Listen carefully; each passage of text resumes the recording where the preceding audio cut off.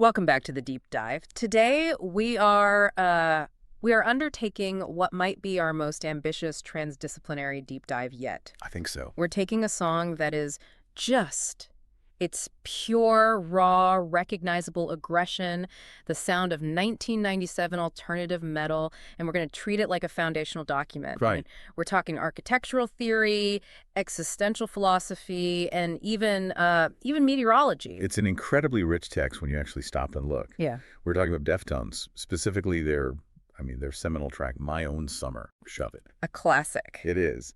And our mission here for you is to move beyond just that surface level rage and transform this, this familiar rock anthem into a really complex psychological and philosophical document. We're going deep. We're digging deep. We're going to look at frameworks that connect psychoacoustics, urban planning, environmental psychology, all to truly understand the source of this song's universal, furious resonance. Right.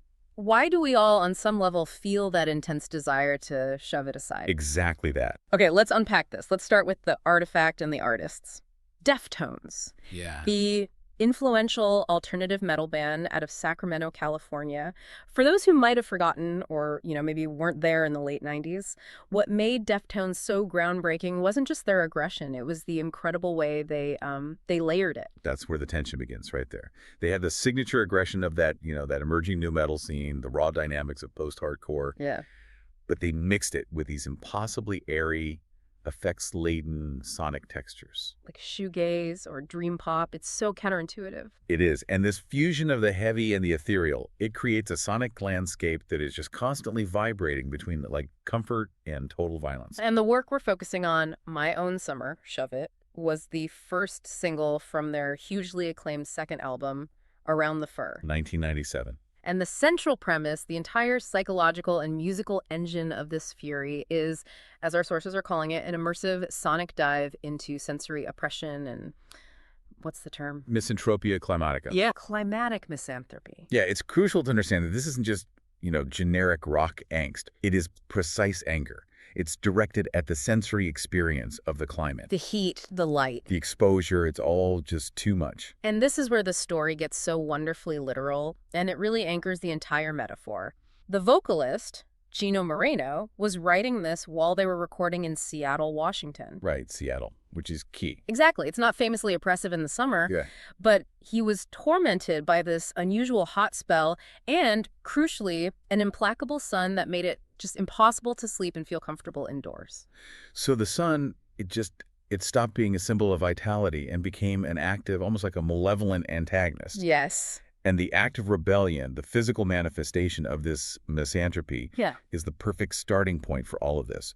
Moreno literally covered his windows with aluminum foil. To block out the world. Completely. That is such a visceral DIY act of defiance. It's like low-tech warfare against a high-power cosmic enemy. Exactly.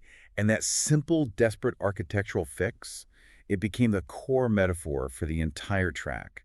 A furious desire to annihilate the oppressive environment. And to construct a verano proprio. An own summer. Yeah. Yeah, one defined by darkness, by quiet, and the absence of external sensory inputs. And the sources highlight that the key lyrical statements just perfectly encapsulate this violent withdrawal. They really do. I mean, first you have the pure commanding order, come, shove it, decide, shove it aside. It's a physical expulsion, a desire to just move the world out of the way. Then second, the declaration of the solution, the literal technology of salvation. The shade is a tool, a device, a savior. And finally, the utopian goal. The destination of this whole conflict. There's no crowds in the street and no sun. That line is the protagonist's entire thesis statement. It's a simultaneous rejection of both environmental and social pressure. It's peace through a total void. The definition of it. Okay. This is where we transition from the anecdote to the deep analysis. We're going to dive headfirst into the analytical frameworks now, starting with the physical impact of the sound itself. Right. We're calling this the Physiologia de la Aggression Sonora, or FAS, the sonic weapon theory. This takes us directly into psychoacoustics, the study of how we perceive sound. We are not just analyzing the lyrics anymore, but the physical impact of the sounds the band uses. Let's focus on the chorus's physical structure. The repetition of that phrase, shove it. I always felt that phrase was physically grating, Yeah. even before I knew what it meant. That's by design. Our sources highlight that the phonetic structure is engineered for maximum auditory friction. Okay, break that down. If you break it down, you have the sibilant sh, which is air, followed by the hard percussive occlusive V sound. And that combination creates a sonic texture that is dense, pressurized, and it's rapidly shifting. Like the sound of a valve rapidly opening and closing, or like steam escaping under high pressure. Precisely. That shv friction, when you repeat it violently, it imitates static pressurized vapor or even the sound of mechanical grinding. It's an industrialized sound of discomfort. And it induces tangible physical tension in the listener. It does. This isn't just expressive writing. It's a really sophisticated compositional choice.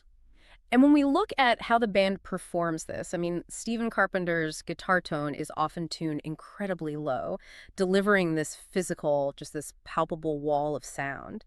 And they layer these vocal tracks. How does that layering amplify the sense of friction? Oh, it ensures that the aggression is inescapable. The texture is engineered to penetrate the listener's sensory defenses. It moves beyond a simple melody and it attacks the body directly. Wow. In this composition, the sheer repetition and the density of it, it turns the words into a percussive weapon.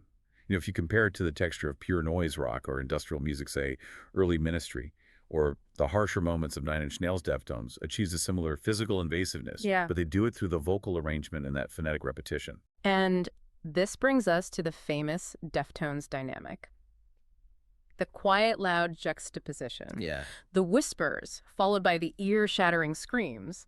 This is where the FAS theory truly lives up to its name, the sonic weapon. This is a neurobiological trick, pure and simple.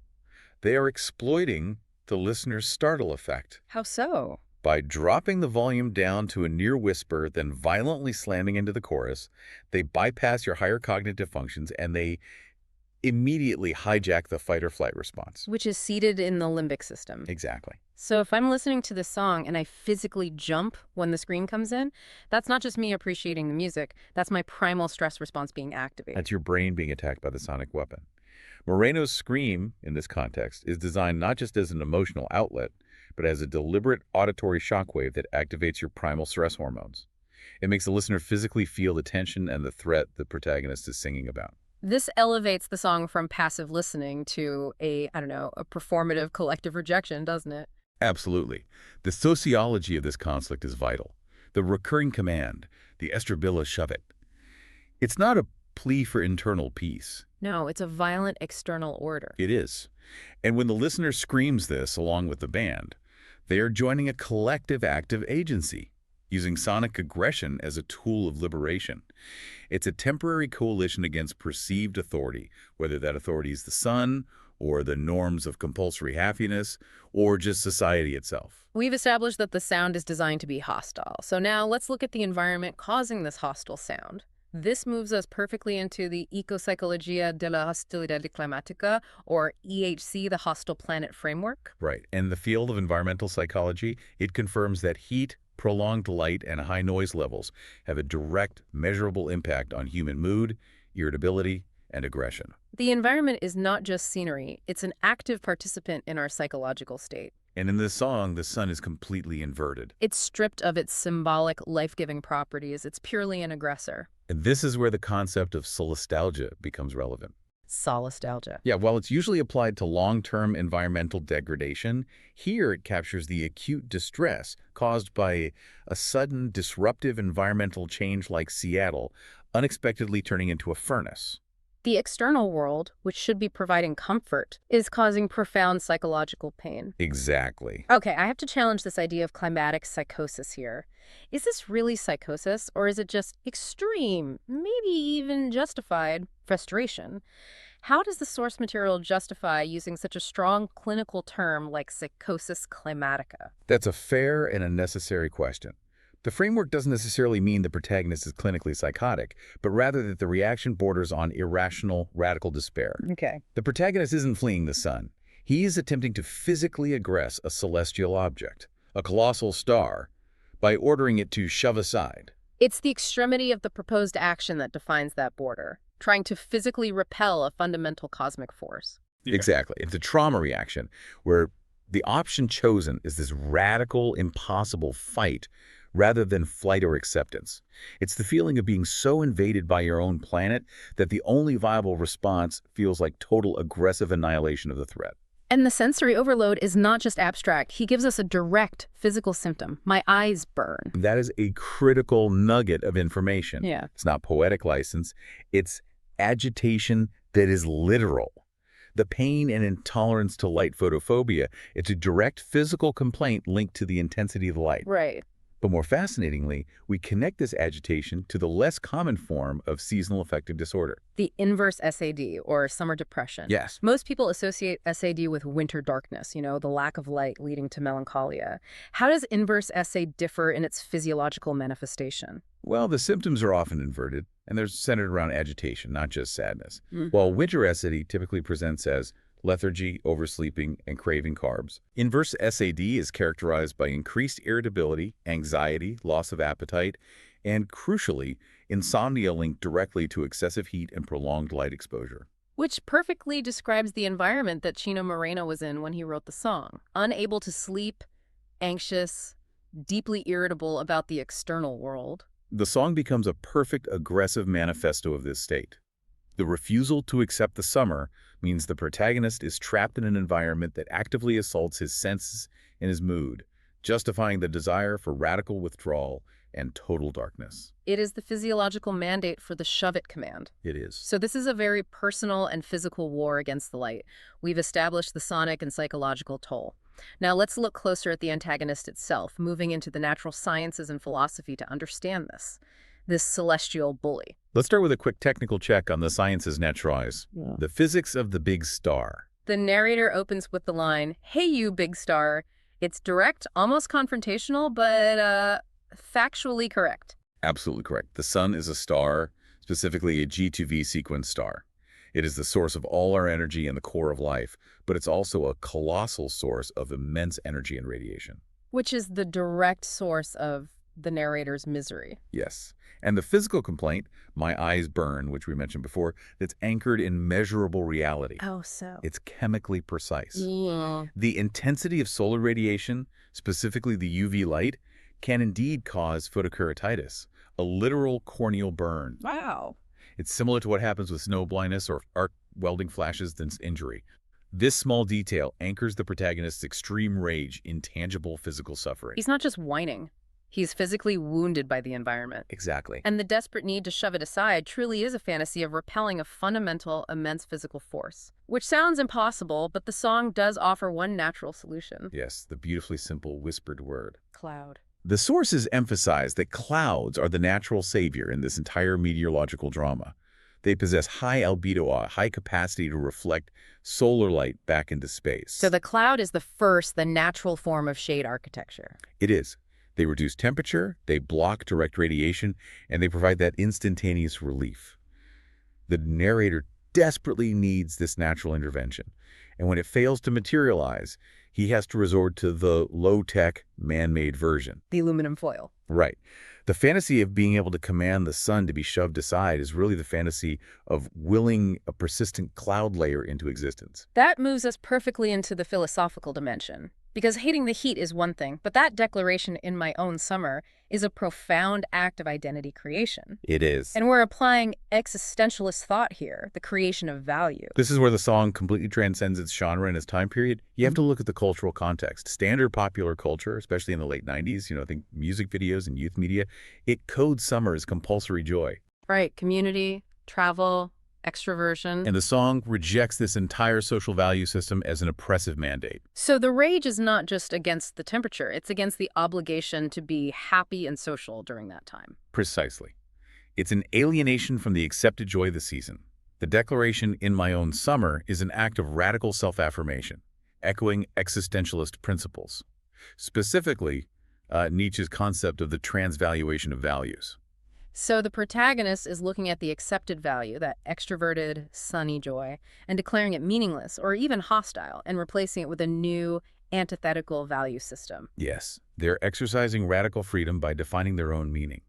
Their antithetical ideal is dark, solitary, and cool, where darkness and isolation are equated with comfort and, critically, with authenticity. The social mandate for extroverted happiness is deemed inauthentic and oppressive. And the protagonist creates his own truth within the vacuum he is constructing.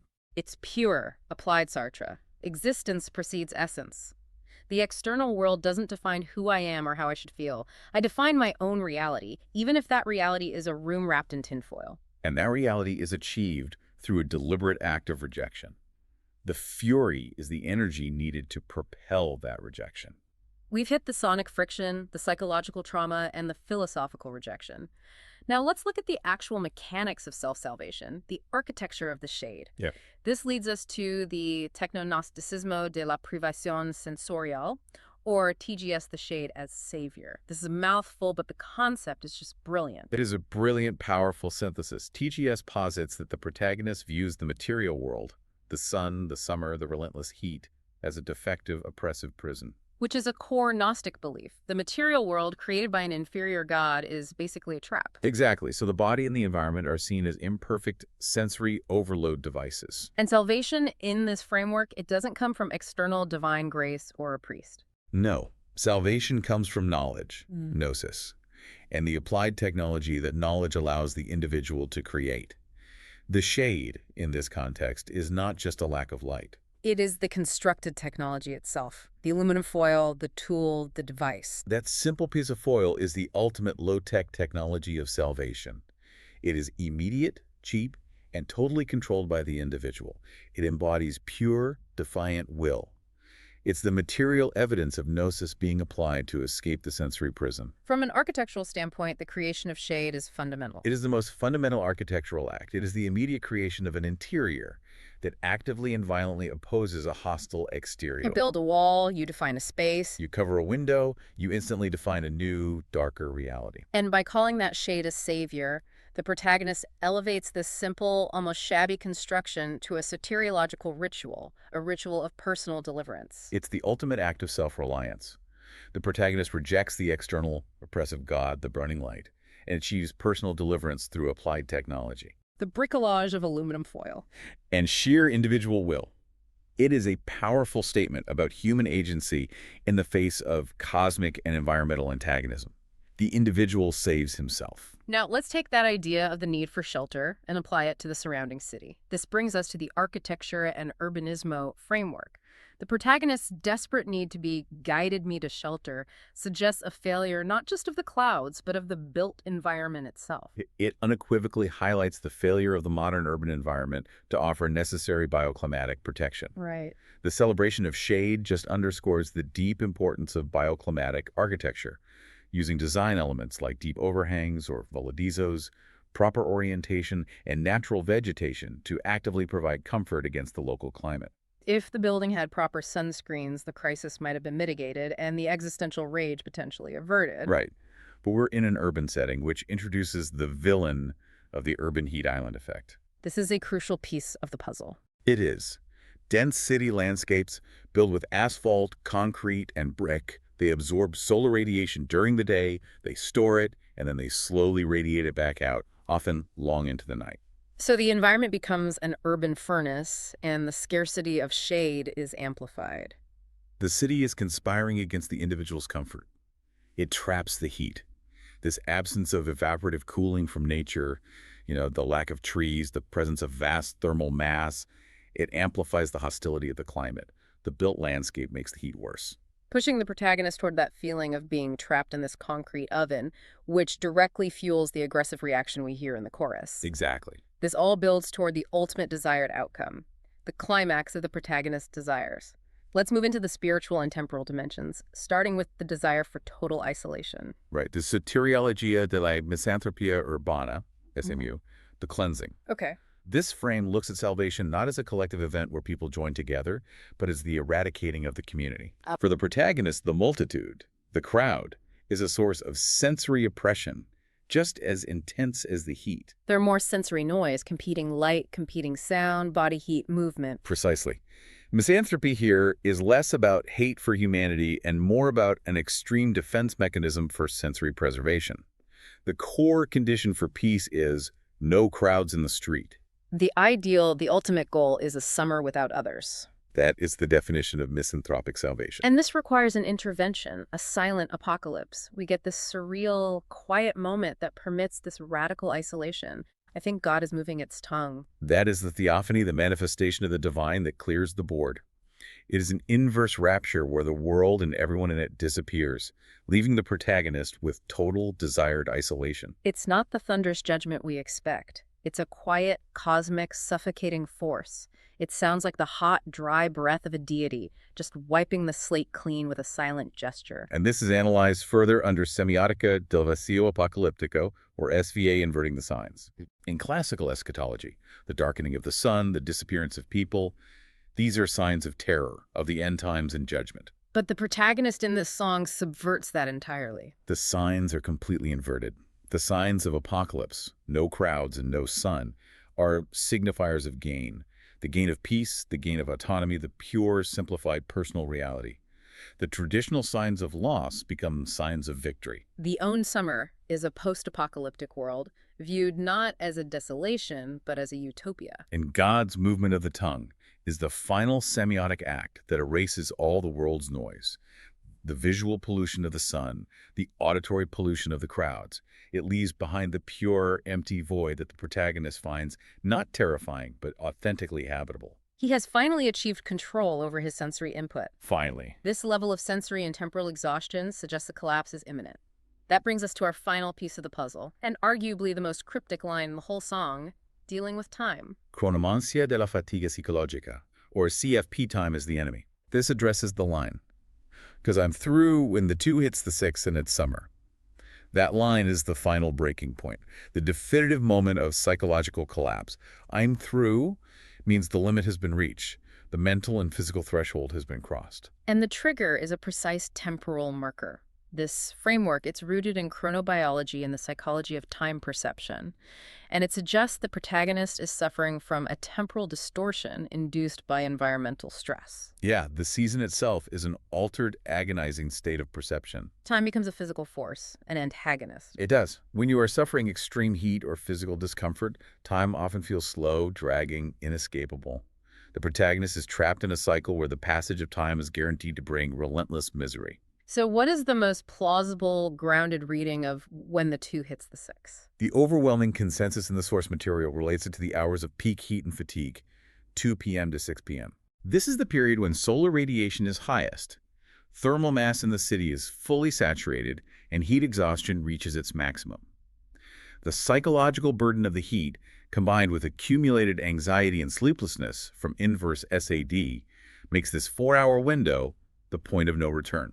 The moment where the brain short-circuits and demands immediate radical cessation of the whole cycle. Exactly. The protagonist is trapped in a relentless chronobiological cycle, leading inevitably to collapse, and that perfectly justifies the aggressive, radical desire to shove the sun away, to stop the clock mechanism altogether and exit this oppressive passage of time. The sun dictates the cycle, and by fighting the sun, he is fighting the mechanism of his own misery. Precisely. Wow. Okay, let's take a moment to synthesize this, because we've taken an aggressive rock song, and the sheer density and interconnectedness of the analysis we've found it's truly extraordinary. We've shown that My Own Summer is far more than just 4 minutes of, teenage rage.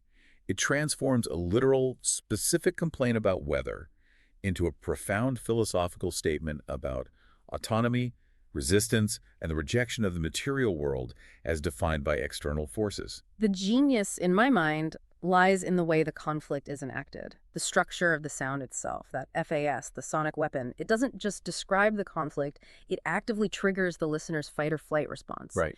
We aren't just hearing anger, we are physically experiencing the agitation and the need to push back. And that physical response, the desperate creation of shade, the low-tech aluminum foil solution is elevated through the TGS framework from a desperate act of, brick alive to a Gnostic ritual of self-salvation. It's the ultimate statement of self-will over a hostile cosmos. It is. The song taps into a universal tension that we all feel. The struggle between the individual and an environment, be it physical, social, or psychological, that feels overwhelmingly hostile, noisy, and overtaxing. It's a powerful, detailed document of sensory overload. The ultimate takeaway here, which links all these disparate disciplines, is that this song is a manifesto on the radical action required to preserve sanity and identity in a conforming world. Whether the antagonist is the heat, the relentless demands of fame, or crushing social pressure to perform happiness, the solution is the same. Radical physical self-exclusion to protect one's sensory boundaries. Exactly. The piece is a powerful testimony to the fury that arises when the environment becomes an existential antagonist, and the only savior available is the shadow, the refuge, constructed with one's own hands and singular defiant will. And that defiant will is what resonates with us today. Absolutely. Which leads us to our final provocative thought for you to chew on as you leave this deep dive. If the protagonist's salvation in 1997 was achieved by wrapping his windows in aluminum foil, forcing external darkness and silence, a direct, physical architectural act, what does that tell us about our own contemporary struggle? Think about it. We increasingly seek out manufactured silence and light-blocking technology. We use noise-canceling headphones to eliminate urban and social noise. Right. We utilize blue light filters and screen timers to block digital light and manage digital overstimulation. We seek digital detoxes and personalized do not disturb modes. So, is our modern constant need to construct digital or acoustic shade, our desire for manufactured silence and personalized darkness, is it merely the continuation of the same existential fight Deftones articulated 30 years ago? We are all still fighting the sensory overload, searching for our own summer, our own moment of constructed void. We've replaced the window foil with a software patch, but the core human need remains identical: autonomy over our own attention and sensory input. Something to think about the next time you turn down the brightness or hit that noise cancellation switch. Thanks for joining us for this deep dive. We'll see you next time.